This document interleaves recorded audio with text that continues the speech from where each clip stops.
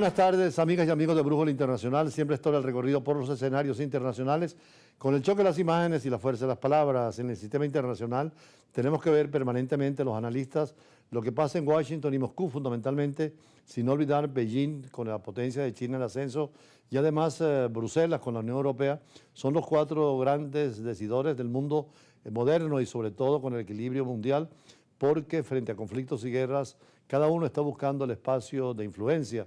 El caso de los europeos se sienten solos frente a Estados Unidos y buscan un camino distinto, por eso la tesis de subir los presupuestos de armas en los 27 estados, incluyendo España, a pesar de que en la coalición hay grupos de izquierda que se oponen y rompen con esa unidad de gobierno que tienen con Pedro Sánchez. Sin embargo, ya España junto a los otros países están aumentando el presupuesto de defensa para tener frente a Rusia y Estados Unidos una línea de autonomía y también frente a China en el crecimiento que está haciendo. Por eso comenzamos hoy con lo importante que es la llamada del presidente Trump al presidente Putin, la respuesta y la posibilidad de llegar a un cese de fuego permanente y a una finalización de una guerra absurda para rusos y para ucranianos. Una guerra que ha destruido muchísimas infraestructuras, muchísimas vidas humanas, jóvenes que hubieran podido incorporarse a la vida de cada uno de los países y el mundo reclama paz. Por eso esta llamada del presidente estadounidense Donald Trump y su homólogo ruso Vladimir Putin, es importante lo que acordaron, que Moscú detenga los ataques a blancos energéticos ucranianos durante la conversación telefónica, que no ha permitido avances para el alto de fuego total, pero sí algo se ha logrado, es que se pongan de acuerdo Washington y Moscú para encontrar una salida definitiva dentro del juego ajedrez que tiene la política internacional. Ucrania tiene que aceptar las condiciones, ha perdido terreno que había ganado en la frontera con la Rusia, la Federación.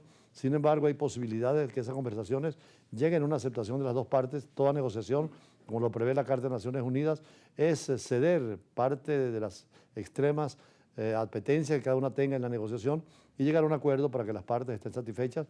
Es lo que queremos nosotros con el caso de Guyana, solo negociar entre las partes para llegar a una solución. Veamos la noticia como la trae la prensa internacional.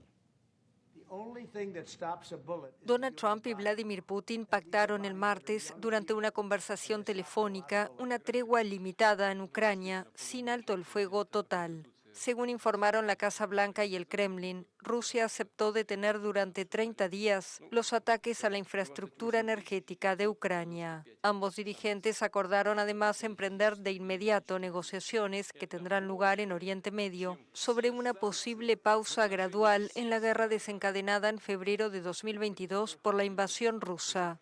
En un mensaje en su red Truth Social, Trump dijo que llegó a un entendimiento para trabajar rápidamente con el fin de lograr un alto el fuego total y, en última instancia, el fin de lo que calificó de horrible guerra entre Rusia y Ucrania.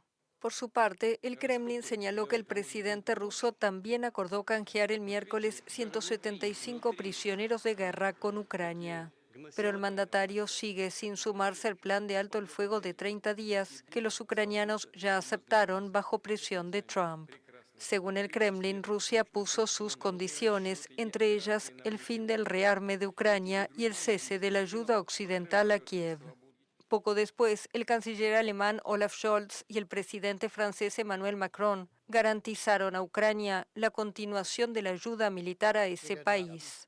Macron recordó además que el objetivo debe seguir siendo el mismo, tener un alto el fuego medible y verificable, y advirtió que eso es inconcebible sin que los ucranianos estén sentados en la mesa de negociaciones. Tras el anuncio de la tregua parcial, el presidente ucraniano Volodymyr Zelensky dijo que las condiciones de Putin para una tregua buscan debilitar lo más posible a Ucrania y demuestran que Moscú no está listo para poner fin a la guerra. Difícil para Ucrania aceptar las condiciones que le han impuesto tanto Rusia como los Estados Unidos, pero tiene que aceptarlas para llegar a una propuesta de paz. De todas maneras, en la última hora vimos que Ucrania acusó a Rusia de rechazar la propuesta estadounidense de una tregua tras dar a conocer una oleada de ataques contra infraestructuras, tanto civiles como militares, pero sobre todo civiles, cuando Moscú accedió a detener los ataques contra este sector energético ucraniano tan importante, incluyendo aquellas centrales nucleares que son peligrosas porque un ataque está prohibido por el derecho internacional humanitario en caso de conflicto, sobre todo con el peligro que tiene la radioactividad. Lo cierto es que hay voluntad de Rusia y Ucrania en este momento de llegar a un acuerdo, Pero es difícil, los acuerdos siempre, las dos partes tienen que ceder y hay que ver lo que ceda Rusia y lo que ceda Ucrania.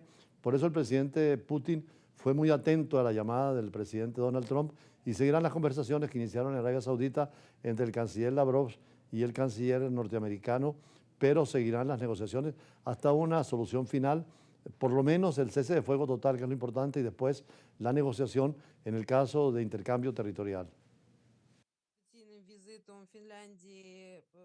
Ucrania acusó el miércoles a Rusia de rechazar en la práctica una propuesta estadounidense de tregua. El presidente Volodymyr Zelensky dio a conocer una oleada de ataques contra sus infraestructuras civiles, horas después de que Moscú accediera a detener los ataques contra el sector energético ucraniano. Я так розумію, що вони не готові реально до припинення вогню. Вони ще раз підкреслили. No están listos para terminar esta guerra y lo vemos. Advertimos al lado estadounidense sobre esto. No están listos para terminar la guerra. Ni siquiera están listos para el primer paso, que es un alto al fuego. І ми це бачимо. Вони не готові навіть на перший крок щодо припинення вогню. Mientras que las autoridades rusas informaron de un incendio en un depósito de petróleo en la región de Krasnodar, al este de la frontera con Ucrania, tras un ataque con drones de ese país. Antes, el enviado especial de la Casa Blanca, Steve Witkoff, había dicho que Estados Unidos y Rusia comenzarían las negociaciones para poner fin gradual al conflicto en Ucrania el domingo en Jeddah, Arabia Saudita, que habían logrado consenso en torno a los objetivos energéticos y de infraestructura, así como los del Mar Negro, y que creía que había una distancia relativamente corta a un alto al fuego completo a partir de ahí. Яка модальність того не бити по енергетиці? Тобто ми, а вже ж будемо підтримувати такі пропозиції, але... En cuanto a las modalidades para no afectar al sector energético, apoyamos estas propuestas, pero es muy interesante conocer los detalles y lo que realmente se propone, lo que las partes han acordado. Una vez que recibamos los detalles del presidente estadounidense, prepararemos nuestra respuesta y el equipo estará listo para las conversaciones técnicas. І команда буде готова до технічних розмов. El martes, el presidente estadounidense Donald Trump y su homólogo ruso Vladimir Putin tuvieron una conversación y Moscú había aceptado detener los ataques a la infraestructura energética de Ucrania durante 30 días. Pero Putin sigue sin sumarse al plan de alto al fuego de 30 días que los ucranianos ya aceptaron bajo presión de Trump y puso sus condiciones, entre ellas el fin del rearme de Ucrania, según el Kremlin, y el cese de la ayuda occidental a Kiev. Estas condiciones tienen con objetivo debilitar a Ucrania y demuestran que no están dispuestos a poner fin a la guerra, según acusó Zelensky. Estábamos viendo la prensa europea y uno de los temas que pocos se conocen y del cual tiene peligros, porque es Turquía y Grecia, Occidente, la Unión Europea, donde hay un país reconocido por la Unión Europea como es Chipre, pero Turquía tiene la mitad. Hay una república turca que solo reconoce Turquía y una república independiente, soberana, que es de mayoría griega ortodoxa, frente al Islam que tienen los turcos y que deben negociarlo. Por eso en Ginebra se han reunido. Es la ciudad ideal para las negociaciones internacionales y ahí están discutiendo precisamente cómo llegar a una república única dentro de la Unión Europea, que es territorio, según la Unión Europea, todo Chipre, sin embargo, están divididos en dos partes. Por eso hacemos un hincapié y un análisis en profundidad sobre este tema y después las negociaciones de siempre, las conversaciones con especialistas en materia internacional. Un tema del que poco se habla a nivel del derecho y las relaciones internacionales es el llamado problema de Chipre. Precisamente se inician en las Naciones Unidas en Ginebra las partes grecochipriotas y los turcochipriotas, es decir, la influencia griega y turca donde vivieron la isla, se reúnen en Ginebra para una reunión informal, una manera razonable e inteligente de iniciar un nuevo proceso y quizás nuevas negociaciones para tranquilizar a la isla de Chipre en el contexto internacional. En el 2017 ya habían conversaciones durante varios días en la estación de esquí suiza, pero las negociaciones interchipriotas para resolver el conflicto y dividir la isla fracasaron. Desde 1974 Chipre está dividida. Cuando Turquía y la fuerza militar invadió por respuesta a un intento de golpe de Estado destinado a anexar toda la isla a Grecia, Chipre es una república presidencialista. El presidente es simultáneamente jefe de Estado y jefe de gobierno.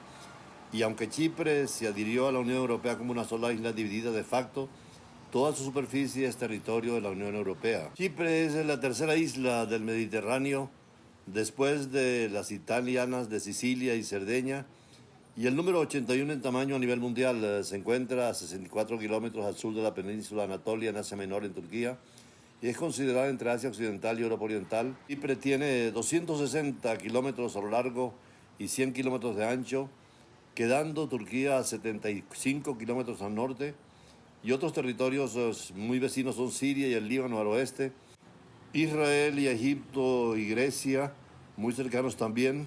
La población es de 1.085.000 habitantes, vive un 70% en las zonas urbanas y se distribuye entre algunos valles de las montañas y especialmente en la zona central.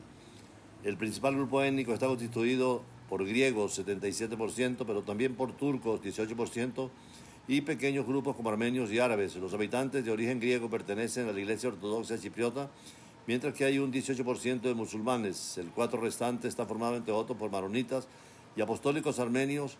El idioma que se habla en la parte turca es turco y en lo demás es griego, pero también el inglés.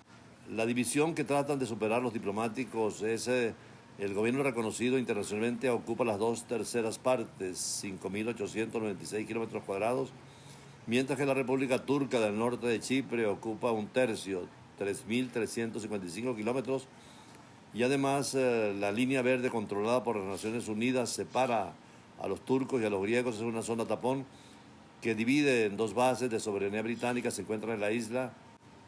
La capital oficial de Chipre es Nicosia, que tiene unos 300.000 habitantes, y es donde está la sede del gobierno, con ciudades tan importantes como Famagusta, Lárnaca y Limassol. Turquía es el único país que reconoce explícitamente a la República Turca de Chipre desde 1983, cuando tuvieron su independencia de facto, mientras que los demás gobiernos y la Organización de Naciones Unidas reconocen la soberanía total sobre la isla a la República de Chipre, pero organizaciones como la Organización de la Conferencia Islámica sí reconoce desde el 2004 a la República Turca del Norte de Chipre como un Estado constituyente de una futura Chipre unida bajo el nombre de Estado Turco Chipriota.